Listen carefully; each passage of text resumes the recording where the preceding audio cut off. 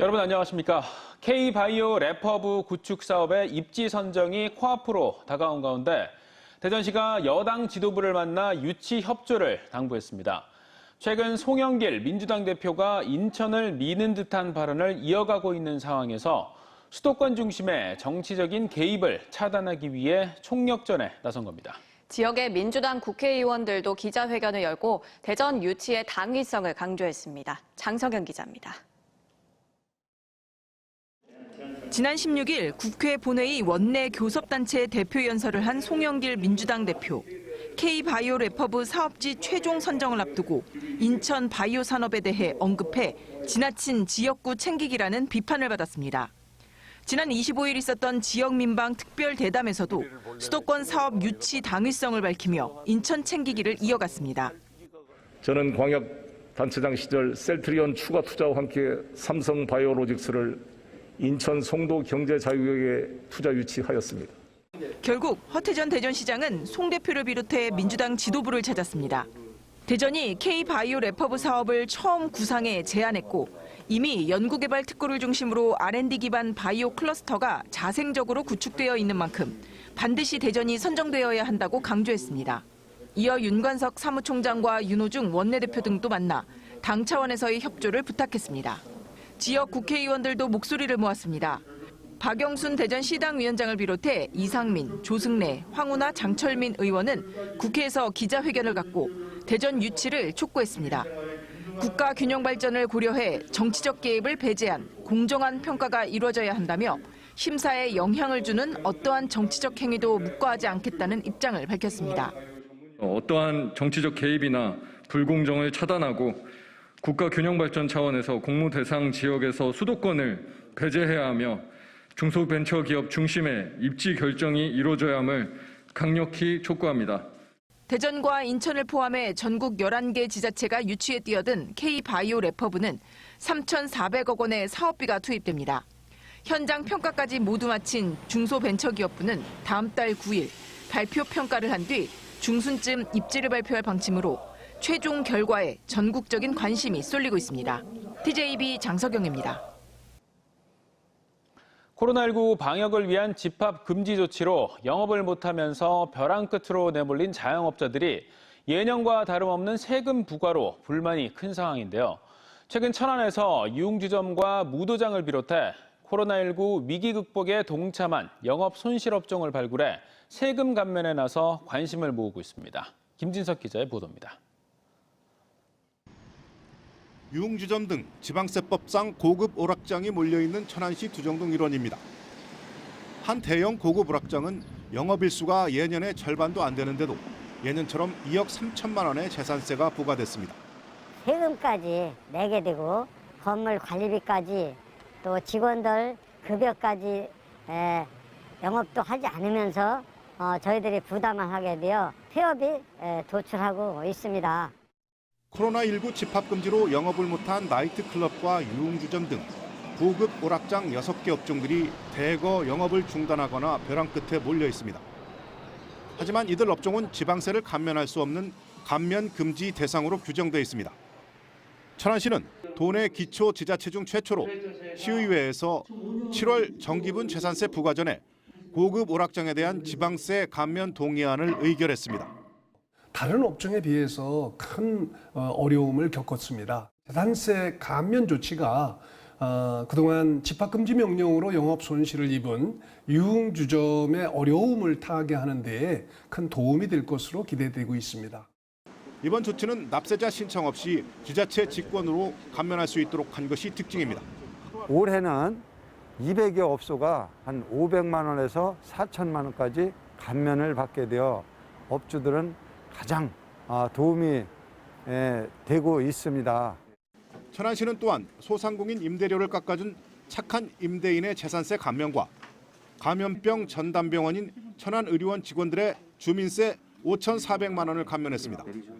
시는 이처럼 코로나19 위기 극복에 동참한 업종들을 발굴해 지속적으로 세금 감면에 나선다는 방침입니다.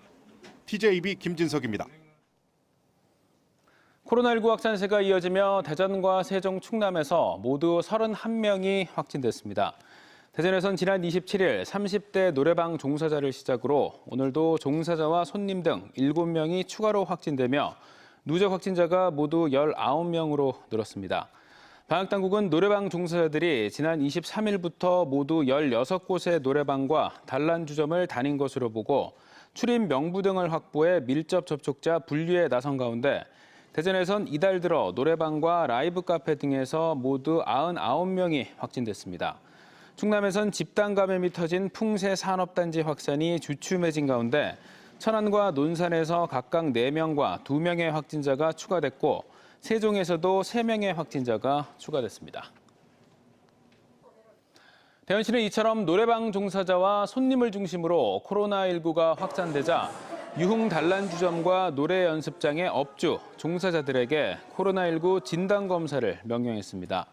대상자는 다음 달 5일까지 검사를 받아야 하고 이를 어길 경우 300만 원 이하의 과태료가 부과됩니다.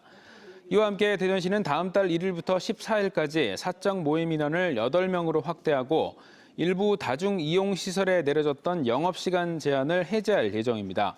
다만 결혼식과 장례식 등을 제외한 모든 행사 모임은 100명 미만, 종교시설 소모임 등은 2단계 수칙을 적용하고 백신 접종을 마친 시민은 모임과 행사 인원 산정에서 제외되며 직계 가족의 경우 2단계까지는 인원 제한이 없습니다.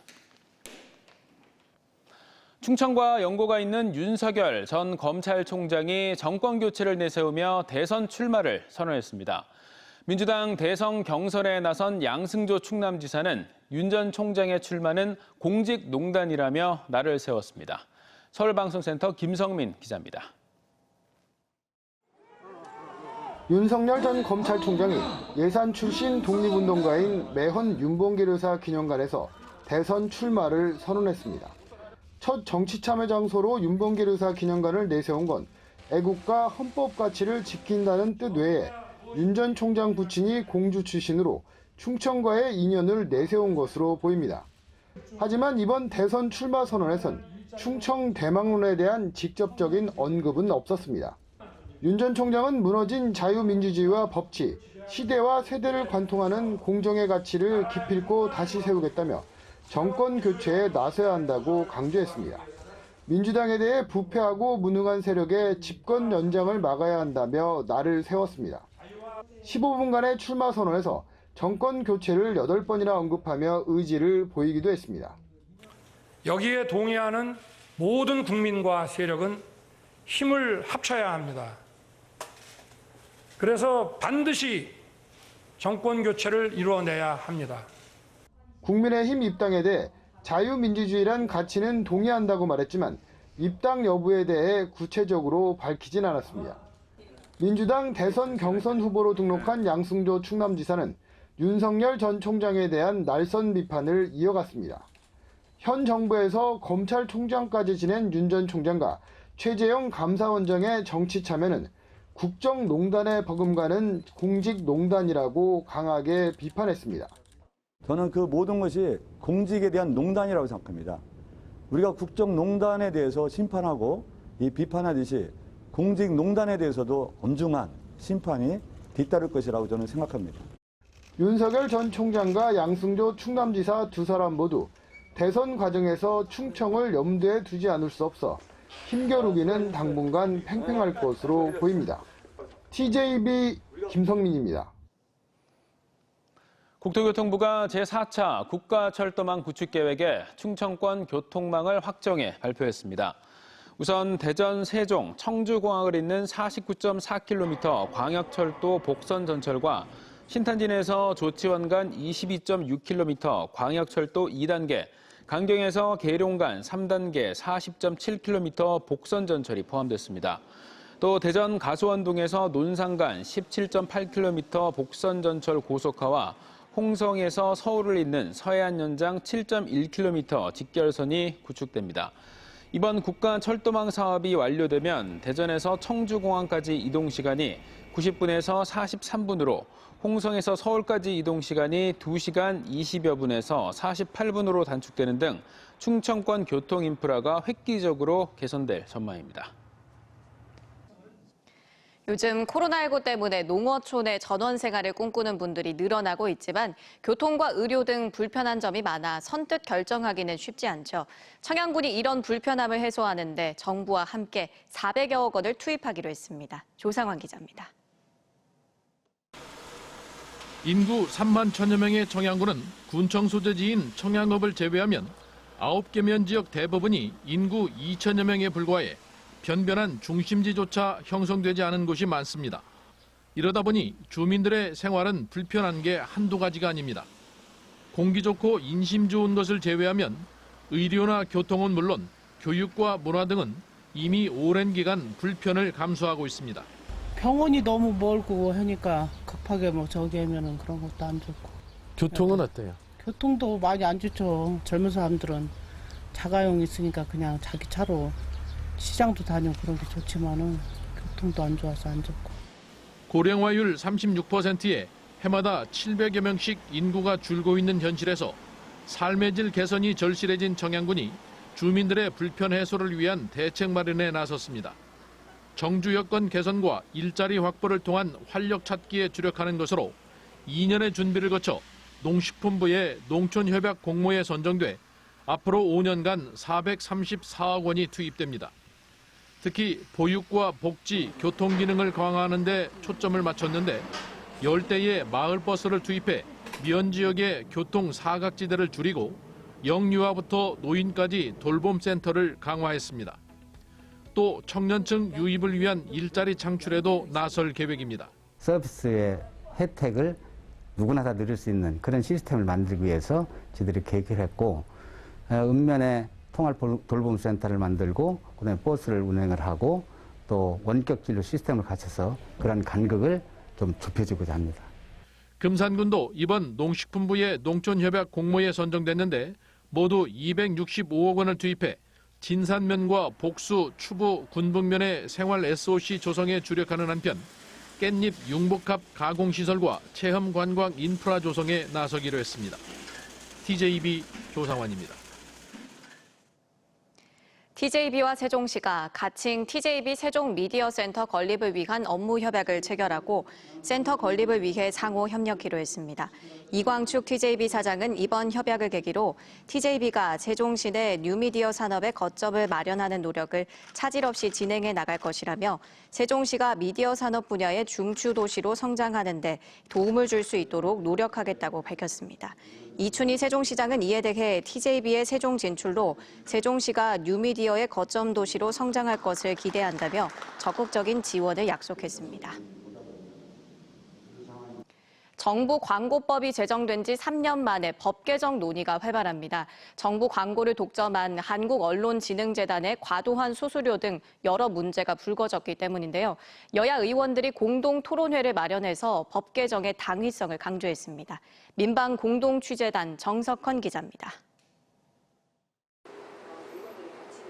지난 2018년 정부 광고의 투명성과 효율성을 높이기 위해 제정된 정부 광고법. 한국언론진흥재단의 정부 광고 대행 독점과 과도한 수수료 10% 징수와 활용, 그리고 효율성 등 여러 문제점이 불거졌습니다. 정부 광고법의 이 같은 부작용과 문제점의 원인으로 국민과 소통을 위한 공공 커뮤니케이션의 전략 부재와 수탁기관의 전문성과 역량 부족이 지적됐습니다. 정부 광고를 이렇게 과대하게 포장을 하고 너무 포괄적으로 해석을 하다 보니까 이 공공 커뮤니케이션에 대한 인식들이 없고 그리고 전략들이 부족하다 보니까 실질적으로 국민 권익 향상을 위한 커뮤니케이션이 제대로 되고 있는가, 공공소통이 되고 있는가, 거기에 대한 문제가 있다고 생각을 합니다.